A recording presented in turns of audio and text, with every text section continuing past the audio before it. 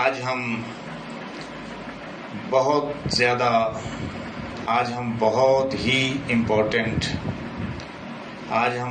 زیادہ important topic پہ بات کریں گے، اور اس ٹاپک کا نام ہے خود اعتمادی، عزت نفس۔ آج اس کی بہت زیادہ ضرورت ہے کہ یا تو ہم اس کو سمجھتے نہیں پوری طرح، اور اگر سمجھتے ہیں تو اس کو غرور اور تکبر میں لے جاتے ہیں، اور ہر مسئلے کو اپنی ایگو تو بناتے ہیں، لیکن خود اعتمادی، عزت اور خودداری اور خودی سے نابل آتا ہے، اس کو نہیں سمجھا۔ تو آج ہم کچھ آپ سے مخاطب ہیں کہ ہم دیکھیں گے کہ ہمارے اندر سیلف کانفیڈنس، عزت نفس، خود اعتمادی اور خودداری کیا معنی، وہ کس لیول پر جائے۔ یہاں پہ یہ سن لیں کہ تکبر ایک دیگر چیز ہے، دوسری چیز ہے۔ تکبر ایک بھی چیز ہے کہ اس سے انسان کی انیت کو تسلیم حاصل ہوتی ہے۔ پہلا تکبر ظاہر ہے کہ ابلیس نے کیا، کہ جس نے اللہ کے حکم پر آدم صلی والسلام کے سامنے سجدہ کرنے سے انکار کیا۔ اللہ نے اسے راندہ درگاہ کیا، تکبر یہ ہوا۔ اللہ نے خود فرمایا ابا واستکبر وکان من الکافرین، کہ انکار کیا، اس نے تکبر کیا اور وہ کافروں میں۔ تو تکبر جو ہے یہ تو ہے، لیکن خود کے اندر وہ چیز ہے جو انسان کو منصوبہ سازی، انسان کو کام کرنے کی قوت اور صلاحیت اور فیصلہ کرنے کی قوت اور صلاحیت اور اس کی عزت کرتی ہے۔ تو اس پہ ہم نے بات کرنی ہے، اپنے پوری توجہ ہے۔ اور اگر یہ باتیں آپ کو پسند ہیں، انشاءاللہ کی باتیں بھی ہوتی ہیں اور آئندہ بھی ہوتی ہیں۔ میری دین تحریر سنتے ہیں، شاہراہ اس چینل کو سبسکرائب کر لیجیے تاکہ اس طرح کی ویڈیوز آپ کو باقاعدہ سے پہنچتی رہیں۔ تو گرامی قدر، ہم آتے ہیں اپنے موضوع پر،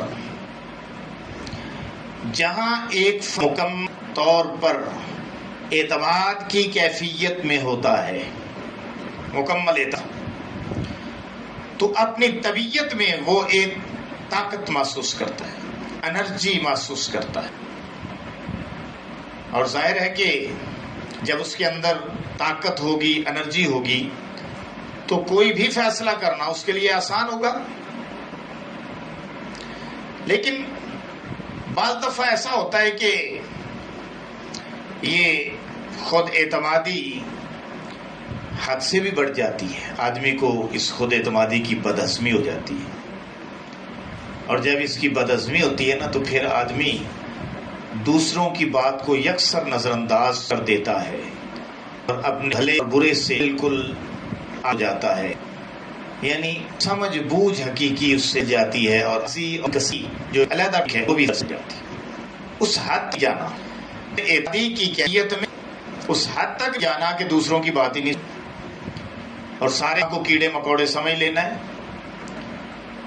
جو اس حد تک جائے گا تو وہ تکبر کا شکار جائے گا۔ جو تکبر کا شکار ہوگا تو اللہ کہتے ہیں کہ تمہارا سر جو ہے، تم جتنے مرضی متکبر ہو جاؤ، تمہارا سر آسمانوں کو نہیں چھو سکتا، اور تمہارے پاؤں زمین پہ، تمہارے پاؤں پر ہی ہیں، تم زمین کو پھاڑ نہیں سکتے۔ نہ آسمان تمہارا سر چھو سکتے، نہ زمین کو پھاڑ سکتے ہو۔ وَلَا تَمْشِ فِي الْأَرْضِ مَرْحًا، لہذا زمین پر اکڑ کر چلنے کی ضرورت نہیں ہے، عاجزی سے چلو۔ خیر ایک دیگر ہے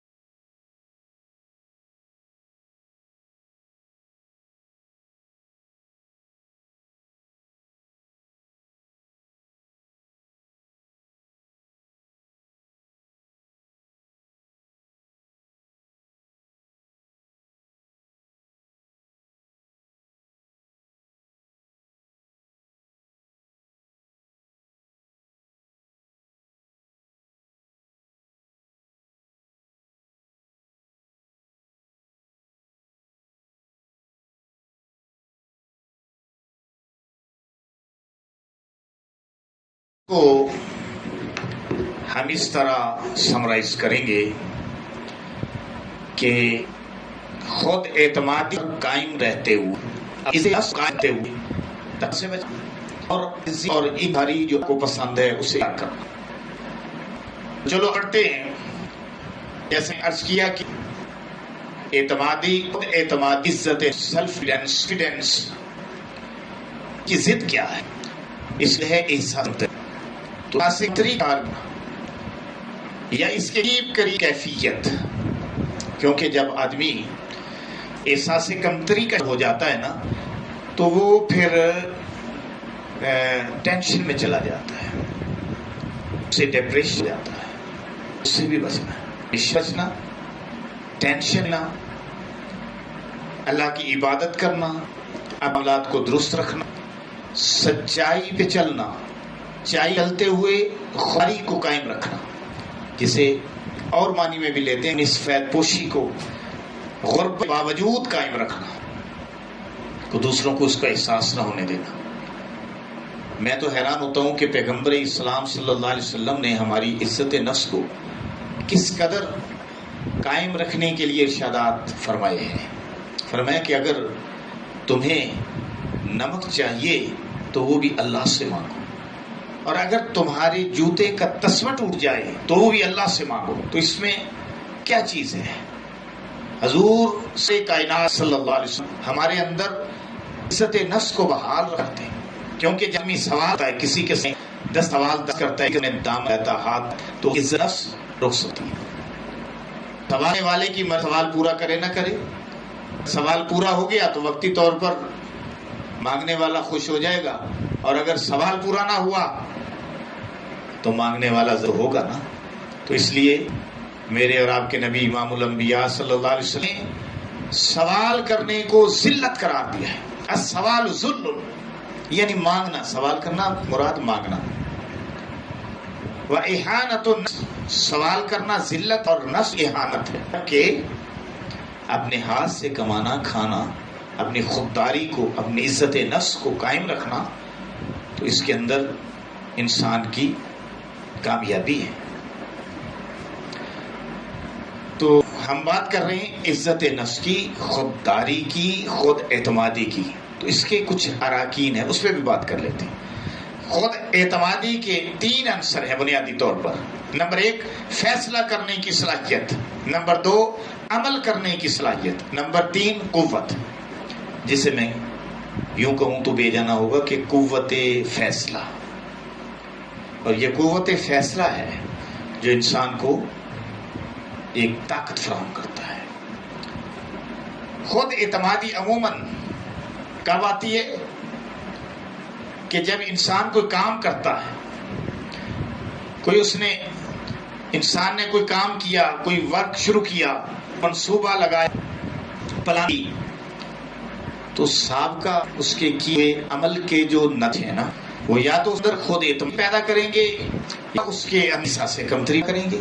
اگر کام ہو گیا تو اس کو فیل ہو وہ کامیاب ہے، اور اس نے ناکامی کا منہ دیکھ لی تو پریشان ہو جائے گا. اب ان کو بھی تو بیلنس رکھنا ہے نا، کہ قدم قدم پر ناکامیاں اور قدم قدم پر کامیابیاں ہمیشہ نہیں ہوتی. ناکامی ہے کبھی کامیابی ہے. ہاں آخرت کی کامیابی یا ناکامی ہے مستقل ہے، لیکن دنیا میں ہر کامیابی کے بعد ناکامی ہے. دنیا میں اکثر کامیابیوں کے بعد ناکامیاں ہیں، اور دنیا میں اکثر ناکامیوں کے بعد کامیابیاں ہیں. اللہ نے اس جہان رنگ و بو کا سلسلہ کچھ ایسے چلایا ہے، ان مع العسر یسرا، ان مع العسر یسرا. ہر تنگی کے ساتھ آسانی، ہر تنگی کے ساتھ آسانی. لیکن اللہ نے کسی کو اس کی طبیعت سے زیادہ اس پر بوجھ نہیں ڈالا. لا یکلف اللہ نفسا الا وسعها، ہر انسان پر اللہ نے اتنا ہی بوجھ ڈالا ہے جتنے کی وہ اس کے اٹھانے کی ہمت رکھتا ہے. اور میں عرض یہ کر رہا، بات تھوڑی سی آگے نکل گئی، معذرت خواہ ہوں، کہ ہمارا سابقہ کیا ہوا ورک، پلاننگ، منصوبہ سازی، منصوبہ بندی ہمیں یہ بتاتی ہے، اور ہمیں اس طرف لے کے جاتی ہے کہ یا تو ہم پراؤڈ فیل کرتے ہیں یا ہم گلٹی فیل کرتے ہیں، دونوں میں سے ایک چیز تو ہوتی ہے۔ لیکن چونکہ دنیا کی کامیابی ناکامی مستقل نہیں، ابھی نہیں مستقل، لیکن اگر کوئی آدمی اس بات کو سمجھے کہ ناکام ہوا تو کیا ہوا، بندہ گر ہی پڑتا ہے اور پھر اٹھ جائے، دوبارہ دوڑ لگائے۔ شاہ سواری کے نا، جو سواری نہیں ہوگا تو گرے گا کیسے؟ جو کوئی کام کرے گا تو کامیابی یا ناکامی کے نتائج سامنے آئیں گے نا، کوئی کام کرے گا ہی نہیں تو کامیابی اور ناکامی کس بات کی؟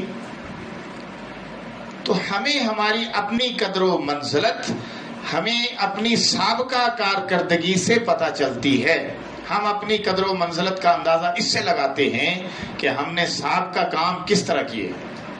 اور یہ بات نوٹ کر لیجئے کہ جب تک آپ اپنی قدر خود نہیں کریں گے، کوئی دوسرا آپ کی قدر نہیں کرے گا۔ آپ کو اپنی قدر خود کرنی ہے، تب دوسرے قدر کریں گے۔ جب آپ اپنی قدر خود کریں گے تو آپ کے اندر جو صلاحیتیں چھپی ہوئی ہیں، اللہ نے آپ پر صلاحیت ہدیت کی ہیں، وہ پھر آپ کے ساتھ کی، پھر آپ صلاحیت سے اٹھا کر عمل کریں اور کامیابی پر چلیں تو کامیابی ہر قدم پر جو آپ کے قدم چومنے کے لیے آ رہے ہیں۔ کہ وہ میں شعر اکثر گنگنایا کرتا ہوں کہ جس شعر نے مجھے بچپن میں بڑی کامیابیوں سے نوازا اور جس نے مجھے ہمت اور حوصلہ فراہم کیا زندگی کے نامساعد حالات میں قدم قدم پر مجھے انکرج کیا، کہ شعر اس طرح ہے کہ جو زمانے میں ہمت نہ ہارے، جو زمانے میں ہمت نہ ہارے، اپنی تقدیر خود جو سوارے، کامیابی اسی کے ہمیشہ قدم چومتی ہے۔ تو کامیابی انہی کے حصے میں آتی ہے کہ جو زمانے میں کبھی ہمت نہ ہاریں، ایگو کے چکر سے نکلیں، ہمت کریں۔ ہم اپنے سابقہ نتائج سے اپنی عزت نفس کو پہچانتے ہیں، اور جب ہمیں ہماری کارکردگی تسلی بخش نظر آتی ہے تو خود اعتمادی آ جاتی ہے، اور جب ہماری قدگی وہ غیر تسلی بخش ہوتی ہے، زیرو پہ ہوتی ہے، تو ہم احساس کمتری کا ہو جاتے ہیں۔ یہاں ہمیں ٹھہر کر سوچنا ہے کہ احساس کمتری کا شکار نہیں ہونا، مگر کیا کریں کہ احساس کمتری سے بچ جائیں؟ یہ بھی تو سوال ہوا نا کہ جناب آپ کہہ رہے ہیں کہ احساس کمتری جانا، احساس کمتری میں نہیں جانا، لیکن یہ بتائیں نا کہ احساس کمتری سے پھر بچیں کیسے؟ کیونکہ خوشی اور غم کے احساس، کامیابی اور ناکامی کے احساس، یہ تو انسان کی فیلنگز ہیں نا، انسان کے اندر موجود ہیں، انسانیت ہے کہ غم بھی آئے گا، خوشی بھی آئے گی، پراؤڈ بھی فیل ہوگا، احساس کمتری کا شکار بھی ہوں گے، لیکن نکلیں کیسے؟ ہاں، ایک کام کریے کہ جب ناکام کبھی ہو جائے نا تو سوچیں کہ کہاں ناکامی آئی ہے، پورے اپنے منصوبے کا جائزہ لیں اور اپنی صلاحیت کار کو بڑھائیں۔ جہاں جہاں ناکامی تھی وہاں نوٹ کیجئے اس غلط کو، اور دوبارہ غلطی نہ کیجیے، کیونکہ پہلی صلاح کہ مومن ایک سے دو مرتبہ نہیں ڈال سکتا۔ غلطیوں سے آگے بڑھیں، اپنی غلطیوں سے سیکھ کر آگے بڑھنا، بس یہی تو ہے نا سب کچھ۔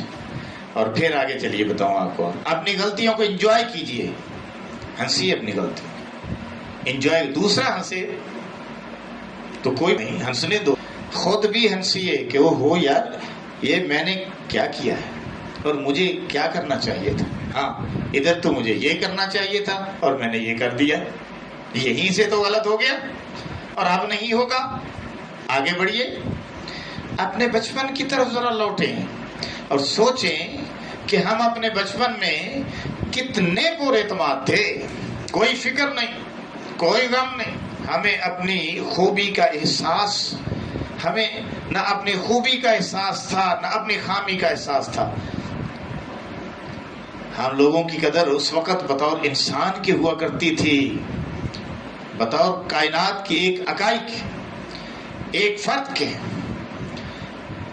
اور ہم ہمیشہ یہ خیال کرتے تھے، اور ہم ہمیشہ، چلو اب اس طرف آئیں، ایک اور طرف آپ کو لے کر جاؤں، کہ ہم ہمیشہ یہ خیال کرتے ہیں کہ لوگوں کی نظر میں ہماری عزت بنی رہے، اور انہی کی طرف سے دی جانے والی عزت کو ہم اپنی قدر جانتے ہیں، اور اسی پر بہت سارا وقت ضائع کر دیتے ہیں۔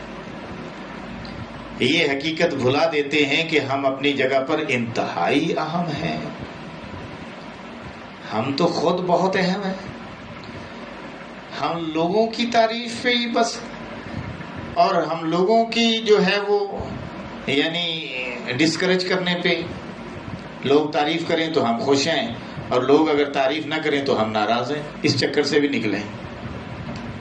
اور اس بات کو یاد رکھیں کہ آپ کے طور پر خود ستون ہیں اور انتہائی اہم ہیں۔ غور کیجئے، جب غور کیجئے اللہ نے قرآن میں کیا فرمایا ہے، ہمارے متعلق فرمایا، انسان کے متعلق فرمایا، کسی ایک انسان کو اللہ نے مینشن نہیں کیا، انسانوں کے متعلق اللہ نے فرمایا لَقَدْ خَلَقْنَا الْإِنسَانَ فِي أَحْسَنِ تَقْوِيمٍ، کہ ہم نے انسان کو احسن التقویم، انتہائی بہترین، بہت حسین، مہجبین بنایا۔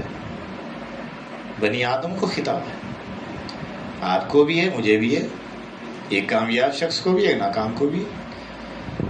ایک دوسری جگہ ارشاد فرمایا ہم نے تم لوگوں کو ایک مرد عورت سے پیدا کیا، اور اس لیے کہ تم ایک دوسرے کو پہچان سکو، تمہارے قبیلے اس لیے بنائے، ورنہ سارے آدم کی اولاد تو ایک ہے۔ کس لیے اللہ فرمایا لتعارفوا، تاکہ تم ایک دوسرے کو پہچانو۔ اللہ کے نزدیک تم میں عزت والا وہ ہے جو تقوی والا ہے۔ ان اکرمکم عند اللہ اتقاکم، تم میں عزت والا وہ ہے جو تقوی والا ہے۔ اللہ کے نزدیک پرہیزگار کی قدر ہے، اللہ کے نزدیک کسی خوبصورت کی، کسی پیسے والے کی، کسی سٹیٹس والے کی، کسی دولت والے کی، کسی پجاروں والے کی، کوٹھیاں بنگلے والوں کی، نہیں، اللہ اس چیز کو نہیں دیکھتا۔ اللہ دیکھتا ہے اس کے اندر تقوی کتنا ہے، پرہیزگاری کتنی ہے۔ غربت امیرت کی کوئی بات نہیں ہے، سب آدم کی اولاد ہے۔ ہم نے تو سٹیٹس بنا لیے نا، ہم تو دولت کو، عہدے کو اور ان چیزوں کو سمجھتے ہیں کہ یہ سٹیٹس ہے اور اس سے ہمارا سٹیٹس بنتا ہے۔ اللہ نے اس کو معیار قرار نہیں دیا۔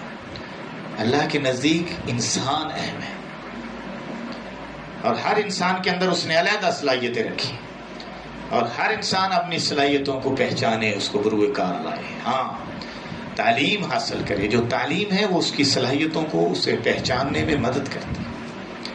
تعلیم اللہ کا راستہ دکھاتی، تعلیم دنیا کے راستوں کو آسان کرتی، تعلیم تنہائیوں کا ساتھی بن جاتی، تعلیم ان کو سوسائٹی کے اندر، ملک کے اندر ایک مقام کرتی۔ ان کو مد نظر اور اپنی گزاریے زندگی اللہ آسانیاں پیدا فرمائے، اور کہا کر کے آسان تقسیم کی بھی توفیق عطا فرمائے۔ والسلام ورحمۃ اللہ وبرکاتہ۔